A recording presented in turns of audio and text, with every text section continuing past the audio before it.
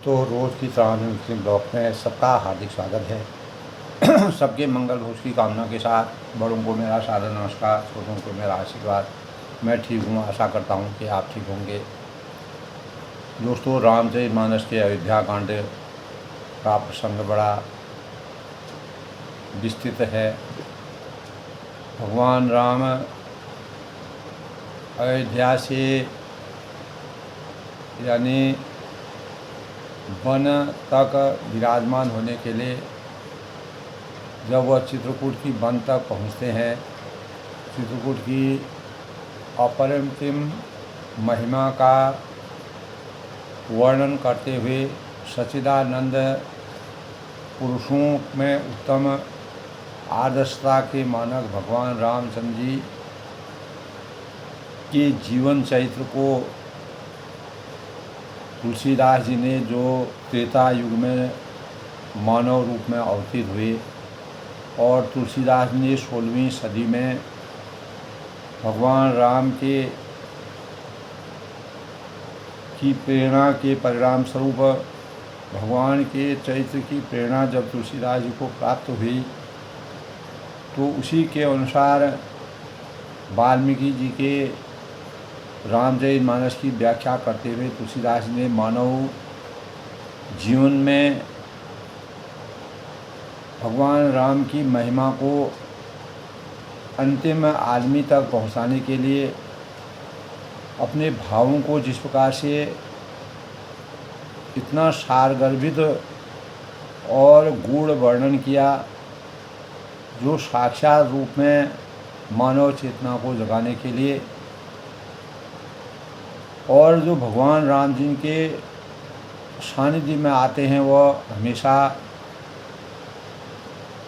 चाहे वह कलयुग हो, सतयुग हो, त्रेता हो, द्वापर हो, कलयुग हो, तो भगवान राम के गुण उसमें विराजमान हो जाते हैं। और अर्थ धर्म काम मोक्ष की प्राप्ति के परिणाम स्वरूप भगवान के साक्षात दर्शनों का जिस प्रकार से तुलसीदास ने वर्णन किया है, ऐसे सच्चिदानंद घन भगवान राम जब अयोध्या से 14 वर्ष के वनवास के दौरान अपने माता पिता के आज्ञा का अनुपालन करते करते जब वह तमसा नदी के तीर से गंगा नदी के तीर तक गए, और गंगा नदी के पश्चात वह प्रयागराज के दर्शन उन्होंने किए, और प्रयागराज के दर्शन के परिणाम स्वरूप उन्होंने जमुना जी में अपने और जमुना जी के श्याम रूप का, आत्मा और परमात्मा का जो सौंदर्य का वर्णन तुलसीदास ने किया है, तो वहाँ वह भरद्वाज मुनि से उनका सानिध्य होता है। भरद्वाज मुनि उनका आदर सत्कार करते हैं, और ज्ञान की पराकाष्ठा मुनि को भगवान राम के साक्षात दर्शन होते हैं, और भरद्वाज मुनि के द्वारा बताए गए मार्ग के अनुसार वह आगे बढ़ते हैं, और उनका वाल्मीकि के आश्रम में जब वह प्रवेश करते हैं, तो वाल्मीकि जी से भगवान राम कहते हैं कि अब मेरा वास कहाँ होगा। तब वाल्मीकि जी उनको बताते हैं, समरथ को नहीं दोष गुसाई, ताको प्रभु कछु अगम नहीं, जाकर तुम अनुकूल, तो प्रताप बढ़वा नहीं जा सके खलतूल। यानी आप सर्वज्ञ हैं, सर्वविद्यमान हैं, सबके अंतःकरण में निवास करते हैं, और घट घट के वासी हैं, अंतर्यामी। तो आपका तो हर घट घट में निवास है, हर चिंतन में आप बसते हैं, आप रमण करते हैं, और आप जिस चिंतन में, जिस हृदय में, जिस मन में आपका वास होता है, वह अज्ञान रूपी अंधकार से ज्ञान रूपी प्रकाश की बेला की तरफ स्वयं ही अवतरित हो जाता है। और यद्यपि आपको 14 साल का वनवास हुआ है, लेकिन आप वनवास में भी, वन में भी, अवध वहाँ जहाँ राम निवास हो, दिवस वहाँ जहाँ भानु प्रकाश हो, यानी भगवान राम जहाँ जहाँ जाएंगे वहीं अवध का वातावरण हो जाएगा। अवध के निवासी बड़े ही अभाग्यशाली हैं जिन्होंने भगवान को 14 साल तक उनके दर्शन नहीं किए, और वह वनवासी बड़े सौभाग्यशाली हैं जो भगवान राम के साक्षात दर्शन, जिनको कभी स्वप्न में भी कल्पना नहीं थी, वह कल्पना उनकी पूर्ण हुई और अंतिम छोर तक बैठे हुए व्यक्ति तक भगवान राम जी का साकार दर्शन प्राप्त करके अर्थ धर्म काम मोक्ष की प्राप्ति से मानव, यानी सबसे सूक्ष्म प्राणी तक भगवान राम का अनन्य दर्शन होकर के अनेक प्रेरणाओं के भावों का संवाद जो तुलसीदास ने किया है, तब वाल्मीकि जी ने भगवान राम को घट में विराजमान हैं और आप के साथ शेषनाग के समान हजारों मुँहों वाले लक्ष्मण जी विराजमान हैं, और धरती के स्वरूप को लिए हुए माता सीता जो पवित्रता की प्रतीक हैं। तो भगवान राम ने अनेक पवित्र नदियों में स्नान ध्यान करके ज्ञान प्राप्ति के पश्चात वाल्मीकि जी का आशीर्वाद प्राप्त करके वाल्मीकि जी ने उनको चित्रकूट के घाट पर तपस्विनी नदी के किनारे पर, जहाँ पर धनुष के आकार का दृश्य था, उस दृश्य पर रहने का भगवान राम जी ने लक्ष्मण जी से मार्ग और उस जगह को देखने विचारने का के भावों से, तब जब भगवान राम उस दृश्य को देखने लगे तो उनको अपार हर्ष की अनुभूति हुई। तो भगवान रामचंद्र ने दोस्तों, राम लक्ष्मण और सीता जी ने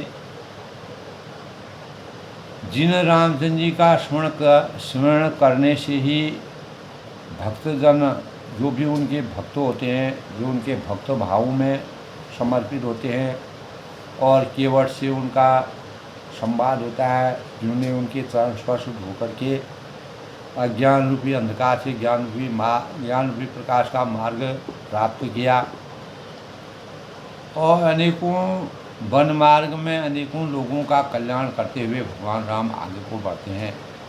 और वन मार्ग पर जो स्त्री हैं, पुरुष हैं, अनेक लोग हैं, वह भगवान का साक्षात दर्शन करके मोक्ष की प्राप्ति,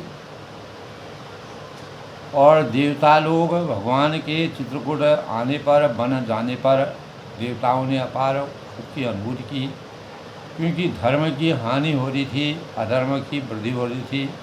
तब भगवान राम जी का 14 साल का वनवास देवताओं के हित के लिए था, धर्म की रक्षा के लिए था। इसीलिए भगवान रामचंद्र ने राजयोग को त्याग करके, यानी सन्यासी जीवन यापन करने की इच्छा उनकी थी, वही इच्छा उनकी कैकेयी माता के द्वारा परिपूरित हुई। कैकेयी माता का हृदय परिवर्तन होने के परिणाम स्वरूप भगवान राम को 14 साल का वनवास मिला, और भ्रातृत्व प्रेम के जो उच्चता है, उन भावों का भी समावेश हुआ।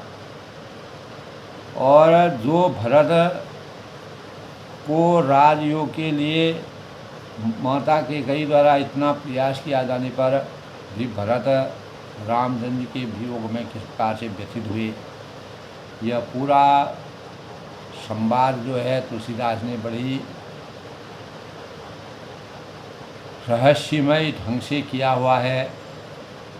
तो जिन रामचंद्र जी का स्मरण करने से भक्तजन तमाम प्रकार के जो भौतिक सुख है, भोग है, विलास है, अनेक प्रकार की लालसाएं, अपेक्षाएं, इच्छाओं को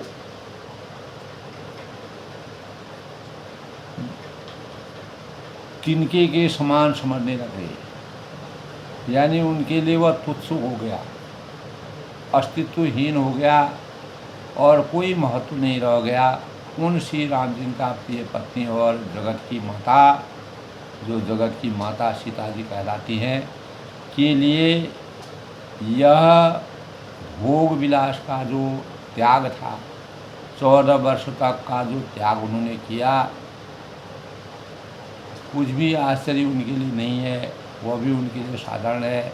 एक आम आदमी के लिए एक दिन भी अनेक प्रकार के भोगों और विलासों की आसक्तियों से उसका जीवन कितना व्यतीत हो जाता है, लेकिन भगवान राम और सीता लक्ष्मण 14 वर्ष तक सन्यासी जीवन यापन करके अनेक प्रकार के भोग विलास की अपेक्षाओं से वंचित रहकर अपने सामर्थ्य को किस प्रकार जागर किया, अपने इंद्रियों के संयम, मानव चेतना को जगाने का कार्य, परमार्थ धर्म की रक्षा, लोक कल्याण के भाव, आदर्शता के प्रतीक के स्वरूप और पुरुषों में उत्तम पराकाष्ठा के प्रमाण भगवान राम जी जो प्रेरणा के स्रोत बने, तुलसीदास ने उनका बहुत ही अभूतपूर्व वर्णन किया है।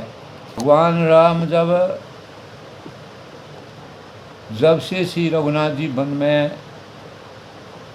आकर रहे, तब से वन में मंगलदायक वातावरण हो गया। अनेकों प्रकार के जो फल फूल और फलदार वृक्ष हो गए, अनेक प्रकार के तरह तरह के फूलों से लदे हुए वृक्ष, लताएं और उन पर लिपटी हुई सुंदर लताएं, ऐसे सौंदर्य का वर्णन करिए, मान लो कि उन्होंने मंडप का निर्माण कर दिया। और कल्पतरु के समान स्वाभाविक ही सुंदर वह लगते हैं, जिस प्रकार कल्पतरु मनोवांछित कामनाओं के परिपूर्ण होता है और जब भी जिस चीज़ की ज़रूरत होती है, आवश्यकता होती है, मनोवांछित इच्छाओं के अनुसार प्राप्ति का द्योतक है। तो मानो वे देवताओं के वन यानी नंदन वन में भगवानों का विचरण का स्थान माना गया है। नंदन वन एक ऐसा वन है जहाँ पर देवता अनेक प्रकार के अपने भ्रमण के लिए, अपने सौंदर्य के सुख के लिए और अपार स्वांतर सुखाय रघुनाथ गाथा की अनुभूति के लिए वहाँ पर जाते हैं। और ऐसे भगवान राम जी के वन में आने के परिणाम स्वरूप भौरे हैं, अनेक प्रकार की चिड़ियाएँ हैं और कोयल हैं, बहुत से सुंदर अपने आवाज़ करते हैं और भौरे गुंजायमान करते हैं। सुख देने वाली शीतल और मंद सुगंधित हवा प्रवाहित होती है। नीलकंठ है, कोयल है, तोते हैं, पपी हैं, चकुए हैं, चकोर है आदि पक्षी कानों की सुख देने वाली और चित्त को चुराने वाली तरह तरह की बोलियां बोलते हैं। तो हाथी, सिंह हैं, बंदर हैं, सुअर हैं, हिरन हैं, वे सब बैर छोड़कर साथ साथ विचरते हैं, आपस में किसी प्रकार का किसी से बैर भाव नहीं है। तभी कहा राम राज बैठे त्रिलोका हासिल भये गए सब। तो भगवान के राज में जब भगवान राजयोग को प्राप्त करते हैं 14 वर्ष के वनवास के बाद, तो उनके राजयोग में यही सब मिल कर के रहते हैं, एक हो कर के मिलते हैं। किसी प्रकार का दरिद्र नहीं है, कोई दुखी नहीं है, कोई दीन नहीं है, कोई हीन नहीं है, सब सुंदर हैं, स्वस्थ हैं और चारों ओर दूध दही उगर उगर की बरसात है। तो भगवान राम जब चित्रकूट पर जाते हैं तो श्री रामचंद्र जी की छवि को देख कर के जो पशु के समूह विशेष आनंदित होते हैं। तो इस जगत में जहाँ तक जितने भी देवताओं के वन हैं दोस्तों, सब श्री राम जी ने वन को देखकर सिंहाते हैं। गंगा, सरस्वती, सूर्य कुल रूपी यमुना, नर्मदा, गोदावरी आदि धन्य पुण्यमयी नदियाँ हैं, और सारे तालाब, समुद्र, नदी और अनेकों नद सब मंदाकिनी की बड़ाई करते हैं, जहाँ भगवान रामचंद्र जी का वाल्मीकि द्वारा बताया गया स्थान है। उदयांचल, अरुणाचल, कैलाश, मंदरांचल, ये सब अपार सौंदर्य के स्वरूप हैं। समेरु यानी सुंदर सुगंधित हवा जहाँ से प्रवाहित होती है, आदि सब देवताओं के रहने के स्थान हैं, पवित्र स्थान हैं। और हिमांचल आदि हिमालय जैसे जितने भी पर्वत हैं, सभी चित्रकूट का यश गान गाते हैं, मान मर्यादा का गुणगान गाते हैं। इसीलिए भगवान समर्थवान है, अंतर्यामी है, भगवान को चित्रकूट पर रहने का सौभाग्य प्राप्त होगा। तो विंध्याचल बड़ा आनंदित और सुरम्य जगह है, और उनके मन में सुख समाता नहीं है, क्योंकि उनके बिना परिश्रम ही बहुत बड़ी बड़ाई पा लेते हैं। तो चित्रकूट के बिहग ब्रह्मग बील बिटप तन जाय, पुंज पुण्य सब धन्य सी कहीं देव दिन रात। यानी चित्रकूट के पक्षी, पशु, बेल, वृक्ष, तृण, अंकुर आदि जो सभी जातियाँ पुण्य की राशि है और धन्य है। देवता दिन रात ऐसा करते हैं। तो आँखों वाले जो जीव हैं, रामचंद्र जी को देखकर जन्म का फल प्राप्त करके शोक रहित हो जाते हैं। किसी प्रकार का विषाद उनके अंतःकरण में नहीं रहता है। और अचर, पर्वत, वृक्ष, भूमि, नदी भगवान के चरण रज का स्पर्श कर कर पाकर सुख की अनुभूति करते हैं। सभी परम पद यानी मोक्ष के अधिकारी होते हैं। भगवान के साक्षात दर्शन जिनको हो जाते हैं, वह परम पद की प्राप्ति कर लेते हैं। तो वह वन और पर्वत स्वाभाविक, सुंदर और मंगलमयी और अत्यंत ही पवित्रों को भी पवित्र करने वाला हो गया। उसकी महिमा किस प्रकार से तुलसीदास जी कहते हैं कि उसकी महिमा का वर्णन में किस प्रकार से कि रामचंद्र जी का निवास जहाँ पर, तो क्षीर सागर यानी वो त्याग कर जहाँ विष्णु भगवान ने अपना वास, विष्णु भगवान का वास माना जाता है, और अयोध्या को छोड़कर जहाँ सीता जी, लक्ष्मण जी और श्री रामचंद्र जी आकर रहे, उस वन की जैसी परम शोभा है, उसको 1000 मुख वाले लाख शेष जी भी उसका वर्णन नहीं कर सकते। सो में बरन कहीं विधि के ही, डाबर कमठ न सुंदर स्नेही, से वही लखन करम मन बानी, जाय न शील स्नेह बखानी। कल के प्रसंग में था दोस्तों कि उसे यानी भला मैं किस, तुलसीदास जी कहते हैं किस प्रकार से उसका वर्णन करके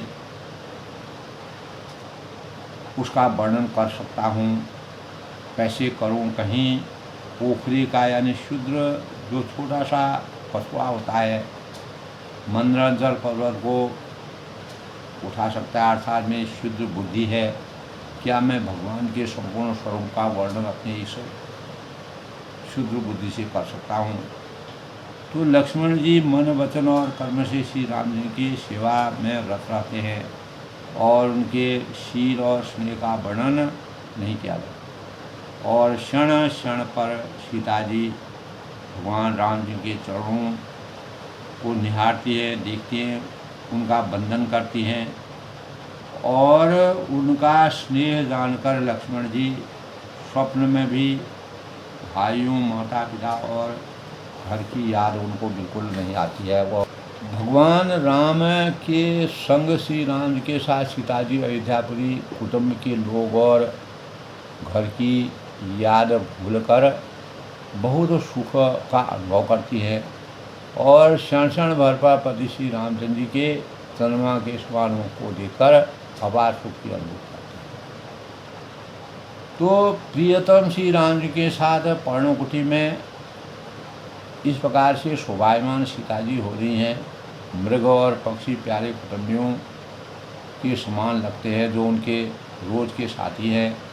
मुनियों की स्त्रियां उनके सास और ससुर के समान, मुनि ससुर के समान हैं और कंदमूल फल उनका आहार है, उनको अमृत के समान पा करके, अमृत के समान मान करके उनका भोग करते हैं। स्वामी के साथ सुंदर कुश और पत्तों की सुंदर शैया, ऐसा लग रहा है कि हजारों कामदेव और रथी की शैया भी उनके सामने बेकार और तुच्छ लगती है। और भगवान राम किसी प्रकार के भोग विलासों की अपेक्षा से विरत रहकर वन में आनंद की अनुभूति करते हैं। और फिर श्री रामचंद्र जी स्मरण करने की भक्तजन तमाम भोग विलास को तिनके के समान समझने लगते हैं।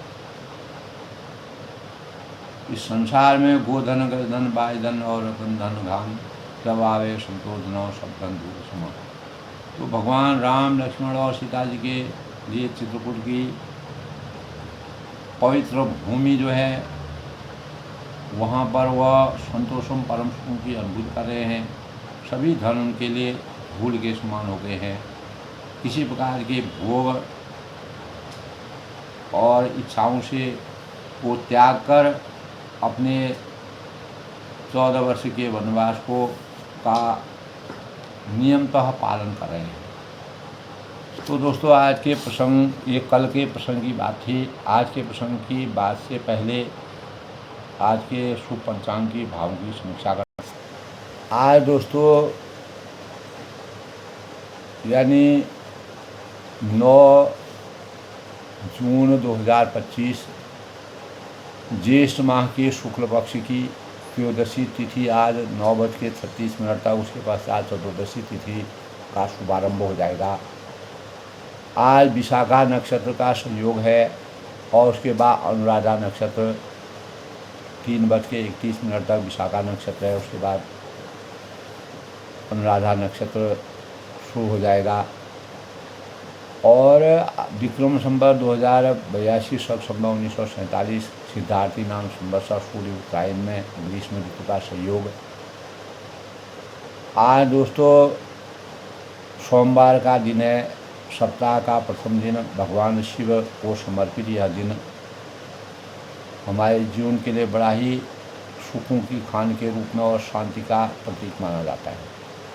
आज के दिन सूर्य जो है वो वृष राशि में प्रवेश करेंगे और सिंह और उसके बाद सिंह राशि में सूर्य उत्तरायण और सूर्य वृष राशि में प्रवेश करेंगे। शिव योग का आज संयोग है 1:08 तक और अपराह्न उसके बाद सिद्ध योग और सिद्धि योग करण तैतिल 9:36 तक, बाद में घर 10:38 तक, वणिज और धनिष्ठा नक्षत्र। आज के अभिजीत मुहूर्त की बात करें तो दोस्तों 11:59 से 12:52 तक, अमृतकाल आज 5:41 से 7:28 तक, ब्रह्म मुहूर्त आज यानी 4:13 से 5:02 तक और आज का राहु काल 7:07 से प्रातः 8:52 तक किसी भी शुभ कार्य को करना वर्जित माना गया है। सूर्य आज 5:44 तक उदय होंगे और सूर्य अस्त 7:07 तक और ब्रह्म मुहूर्त 4:13 तक पर है और 5 बजे तक। इस प्रकार आज के शुभ पंचांग के भावों की समीक्षा है। और दोस्तों, रोज़ हम भगवान शिव के पूजा करते हैं, ध्यान करते हैं, भगवान शिव के शिवलिंग पर जल अर्पित करते हैं। शिवलिंग की पूजा भगवान रामचंद्र ने भी रामेश्वरम में रावण के वध के पश्चात रामेश्वरम में भगवान रामचंद्र जी ने भगवान शिव की शिवलिंग की स्थापना की थी, जो आज भी रामेश्वरम में विराजमान है। अनेक भक्तगण उनका दर्शन करने के आज भी जाते हैं। तो भगवान शिव के बारे में हमें शांति के प्रतीक के रूप में शिव माने गए हैं। और शिव सत्यं शिवं सुंदरं, शिव सर्वशक्तिमान हैं। और प्राचीन काल से ही दोस्तों हम अगर पशुपतिनाथ शिव की पूजा करते हैं, तो आज हम पशुपतिनाथ शिव की पूजा के बारे में बताएंगे। तो प्राचीन काल में शिव की पूजा मानव कल्याण की शुभ कार्यों के सफलता के लिए हिंदू धर्म में प्रचलित रही। और अन्य देवताओं की परीक्षा, जैसे भारत हमारा देश के सभी प्रदेशों में शिव पूजा की परंपरा आज भी विद्यमान है, सदियों से विद्यमान थी। और सृष्टि में जब तक शिव रहेंगे तब तक, या सृष्टि रहेगी तब तक रहेगी। तो ग्रहों की शांति और सभी कार्यों कष्टों के निवारण के लिए शिव पूजा का विशेष महत्व माना गया है। उनकी पुराणों में शिव पूजा शिव, शंभु, शंकर के नामों से वर्णित है, लेकिन तीनों नामों का अर्थ शिव है। शिव पुराण में शिव पूजा के लिए अनेक नामों का वर्णन मिलता है। तो घर परिवार की सुख समृद्धि और दीर्घ आयु के लिए शिव की पूजा महत्वपूर्ण है। जो कुमारी कन्याएं हैं उनको भगवान शिव की पूजा 16 सोमवार का व्रत करने से उनको मनोवांछित वर की प्राप्ति होती है। क्योंकि शिव और पार्वती का भी अपार स्नेह था। पार्वती ने हमेशा हर जन्म में शिव को अपने पति के रूप में माना। और जो सुहागन स्त्रियाँ हैं उनको अपने पति की लंबी आयु के लिए शिव की आराधना करनी चाहिए, ऐसा हमारे शास्त्रों में विधान है। तो भगवान शिव की पूजा का बहुत ही महत्व है। भगवान शिवलिंग में जल अर्पित करके, पंचामृत अर्पित करके, दूध, दही, घी और तिलक लगा करके और मदार के पुष्प, बेल पत्र और अनेक प्रकार के शमी वगैरह की इत्यादि चीज़ों को भगवान शिव पर अर्पित करना चाहिए। भांग है, धतूरा है। भगवान शिव ने अपने जीवन में जब समुद्र मंथन हुआ था तो देवताओं की लोक लज्जा को बचाने के लिए विषपान किया था, इसलिए वह नीलकंठ कहलाए और उन्हें देवताओं के कष्ट को हरने का कार्य किया। क्योंकि भगवान शिव में बुद्धि, कामना और शक्ति और क्रिया और दृष्टि से भगवान शिव का नाम, शिव की पूजा करना कल्याणकारी माना गया है। इसलिए कहा है न तस्य कार्य कारणं न विद्यते न तत्सम, यानी श्राव्य दृश्यते परास्य शक्तिर्विविधेव श्रूयते स्वाभाविकी ज्ञान बल क्रिया च। यानी शिव अनादि और अनंत हैं, उनकी तुलना सृष्टि के किसी भी देवता से नहीं की जा सकती। तो शिव जो है अद्वितीय, अतुलनीय है और अनुपम है। पुराणों में शिव की पूजा अर्चना के लिए रुद्र सूक्त और पुरुष सूक्त आदि का वर्णन किया गया। और सेवागम, पशुपताय आदि की शिव पूजा का वर्णन करते हैं। शिव पूजा ज्योतिर्लिंग, दक्षिण मूर्ति और नटराज आदि अनेक रूपों से भगवान शिव की पूजा की जाती है।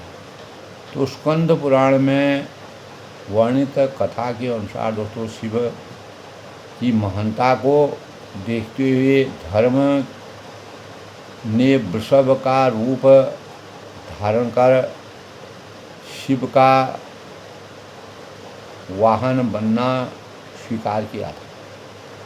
और दूसरे शब्दों में हम यह भी कह सकते हैं कि शिव की पूजा का अर्थ है धर्म की पूजा, क्योंकि वाहन के रूप में धर्म शिव के साथ है। और शिव के नाम के अनुसार उनकी अलग अलग रूपों की मूर्तियाँ मिलती हैं। और तांडवकारी और प्रलयंकारी, नटराज और कल्याणकारी सभी तरह की मूर्तियों की पूजा में अनेक प्रकार के महत्वों का रहस्य है। तो भगवान पशुपतिनाथ की पूजा निर्गुण और सगुण रूप में की जा सकती है, यानी मूर्ति रूप में, अमूर्त रूप में। शिव की मूर्ति या पृथ्वी, जल, आकाश, अग्नि, तेज, वायु, सूर्य और चंद्रमा के रूप में अधिष्ठित है, ऐसा हमारे शास्त्रों में बताया गया है। तो इस प्रकार भगवान शिव के स्वरूप का हम अध्ययन करते हैं, मनन करते हैं, अपने ज्ञान का वर्धन करते हैं। तो सत्यं शिवम सुंदरम के रूप में हम पशुपतिनाथ शिव की पूजा करते हैं। इसके अनुसार दोस्तों आज के प्रसंग की बात करते हैं। कल के प्रसंग में जैसे कि बताया, जिन रामचंद्र का स्मरण करने से भक्तों का तमाम भोग विलास की इच्छाएं भक्त उसको तिनके के समान समझ करके हमेशा के लिए उसका त्याग करके भगवान के भक्ति में लीन हो जाते हैं। उन श्री राम जी का प्रिय पत्नी और जगत के माता सीता जी के लिए यह भोग विलास का जो त्याग है कोई भी आश्चर्यजनक नहीं है। जब भगवान के दर्शन करने वाले लोग उसको तर्ण के समान समझते हैं, उसका कोई रहस्य नहीं समझते हैं, तो भगवान की भक्ति में लीन होकर के हम सात्विक जीवन की कामना करते हैं और अनेक प्रकार की भौतिक अपेक्षाओं से दूरी बनाने में सक्षम हो जाते हैं। शीय लखन जही विधि सुख लहाई, सोई रघुनाथ करई सोई करे। कहई पुरातन कथा कहानी, सुनई लखन सिय अति सुख मान। तो सीता जी और लक्ष्मण जी शेषनाग के अवतारी और पवित्रता की मानक सीता जी, जिस प्रकार उनको सुख मिले, आनंद मिले, जिससे उनको किसी प्रकार की वन में परेशानियां न हो, भगवान राम वही करते हैं और उसी प्रकार की बातें उनसे करते हैं। और भगवान प्राचीन कथाएं, प्रेरणामयी कथाएं करके, कहानियाँ कह करके लक्ष्मण जी तथा सीता जी को जैसे सुख प्राप्त हो, उनको किसी प्रकार का घर अयोध्या का जैसा अयोध्या की कोई याद ना आए, तो सुख मानकर वह उसको सुनते। जब जब राम अवधपुरी करेंगे, जब जब भगवान श्री राम जी अयोध्या की याद करते हैं, तब तब बार विलोचन भरेंगे, तब तक उनके नेत्रों में अपार जल की धारा भर जाती है। अर्थात सुमिर मात पितु परिजन भाई, तब उनको याद आती है माता पिता क्या कर रहे होंगे, कुमुदिनी यानी जो कुटुंबी लोग हैं और भाइयों भरत और शत्रुघ्न हैं तथा भरत के प्रेम और शील और स्वभाव को याद करते हैं, स्मरण करते हैं और अपने भाइयों से कितना दूरी बनाए हुए हैं।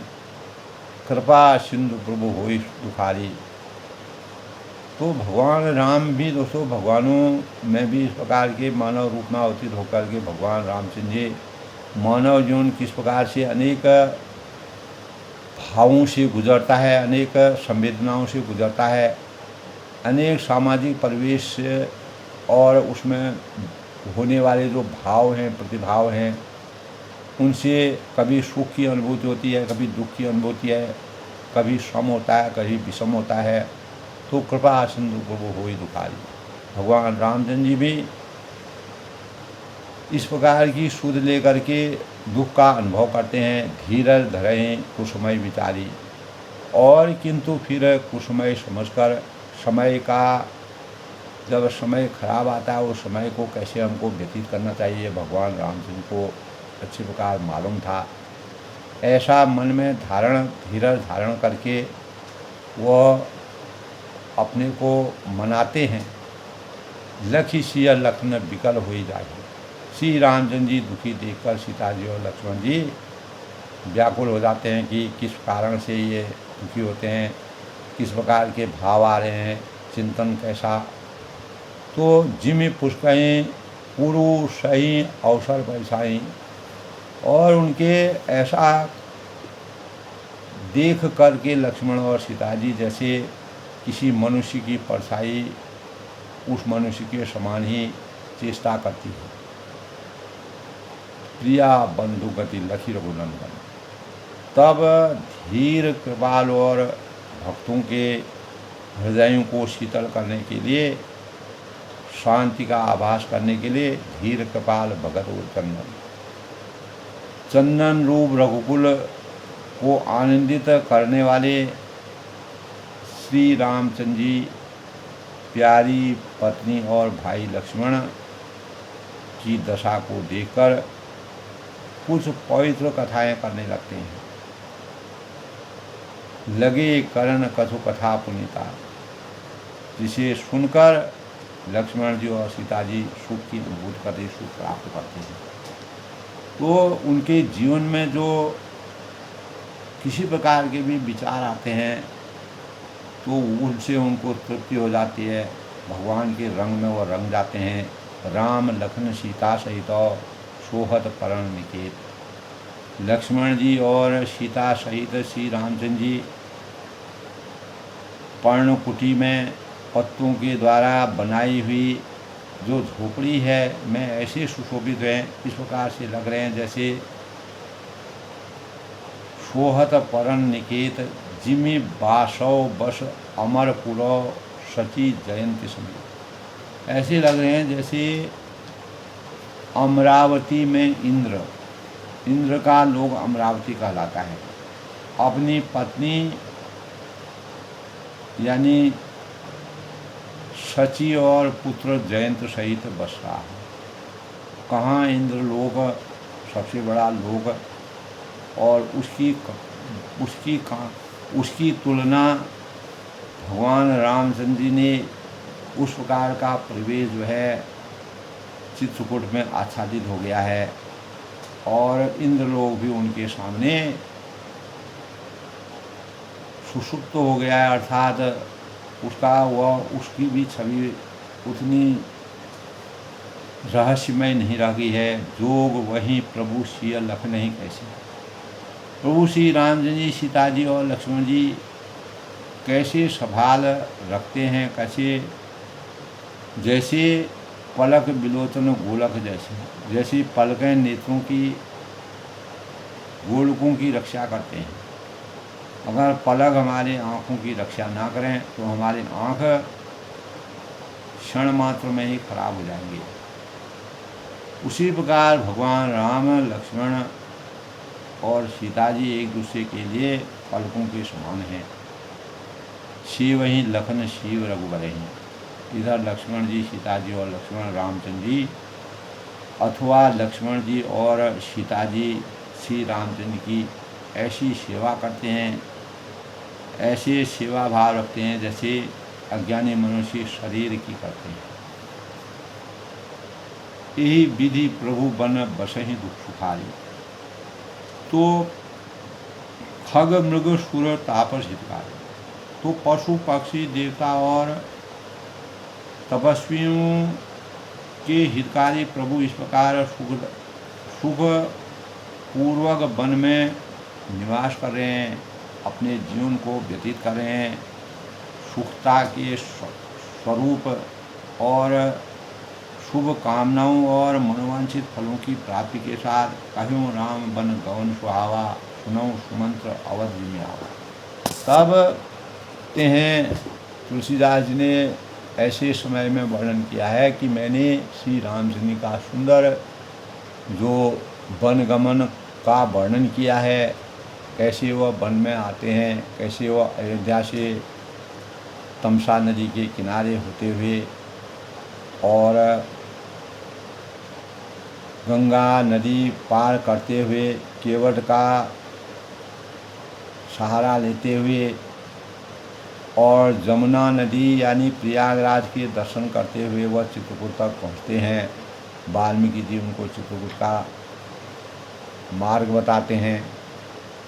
किस तरह सुमंत अयोध्या में आए वह कथा सुनो। तो तुलसीदास जी कहते हैं कि मैंने श्री रामचंद्र जी का सुंदर आगमन कहा। अब जिस तरह से सुमंत अयोध्या में भगवान राम जी को छोड़ने के लिए वह आए थे, उसके बाद वो अयोध्या में वापस गए, तो उसका भी वर्णन तुलसीदास जी करना चाह रहे हैं। फिरहूँ निषाद प्रभु पहुँचाई।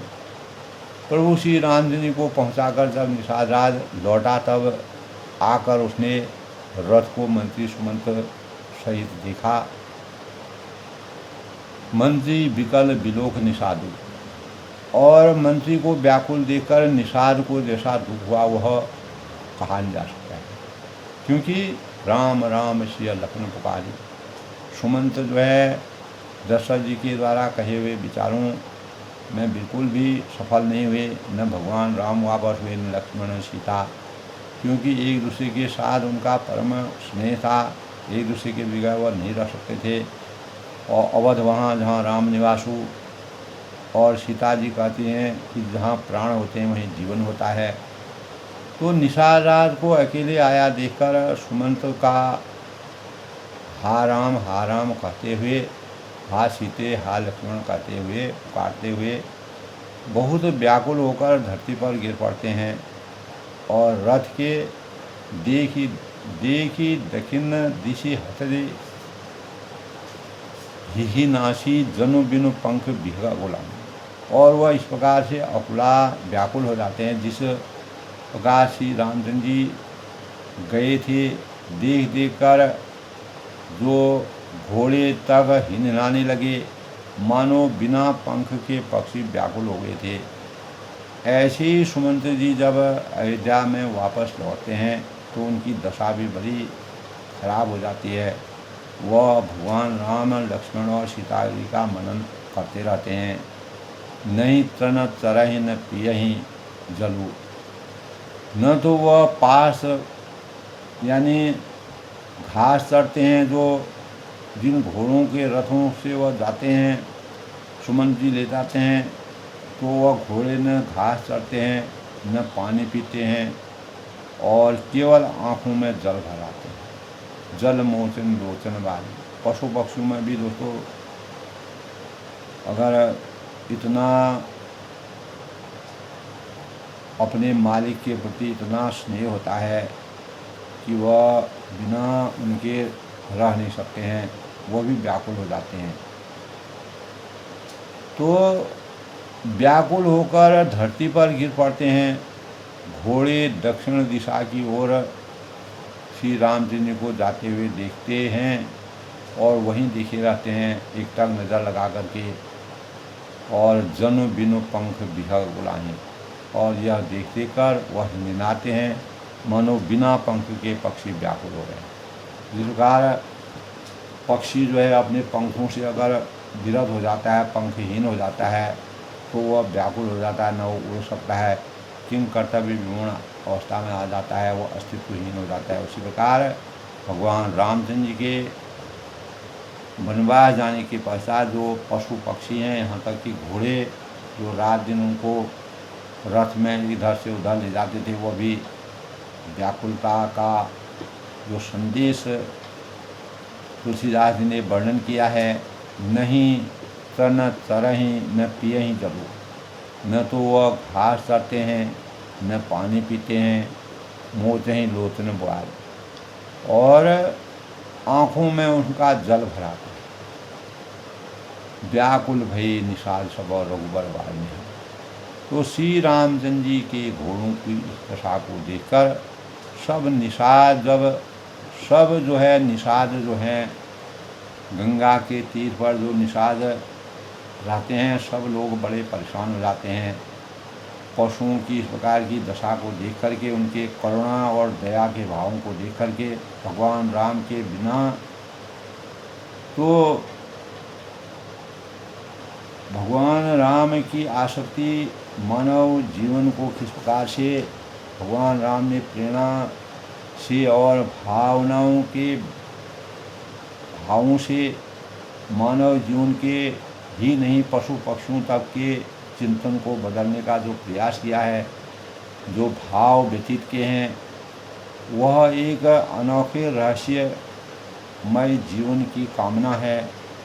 भगवान राम का जीवन मर्यादित है और पशु पक्षी और हर प्रकार के प्राणी मात्र के लिए सुख का खजाना है, भंडार है। ऐसे परम ब्रह्म भगवान राम का सभी लोग वंदन करते हैं, अभिनंदन करते हैं। अपने जीवन में धर्म अर्थ काम मोक्ष की उच्चता के प्रमाण के रूप में भगवान को हमेशा याद करते हैं। इसीलिए भगवान राम को पुरुषोत्तम और त्याग के प्रतीक के रूप में माना जाता है। तो आज के प्रेरणादायक विषय में दोस्तों, रामचरितमानस के अयोध्याकांड में तुलसीदास जी ने मानव जीवन तो बहुत दूर की बात है दोस्तों, पशु पक्षी भी और जानवर तक, जिस प्रकार घोड़े तक जो भगवान को रथ में ले जा करके गंगा तीर तक ले गए, और वहाँ से जब घोड़े सुमंत के साथ वापस आते हैं तो वह भी कितना व्याकुल हो जाते हैं, परेशान हो जाते हैं। तो भगवान के प्रति यानी मानव के साथ पशु पक्षियों का किस प्रकार से सानिध्य है, तुलसीदास ने उसका भी बहुत ही स्पष्ट वर्णन किया है।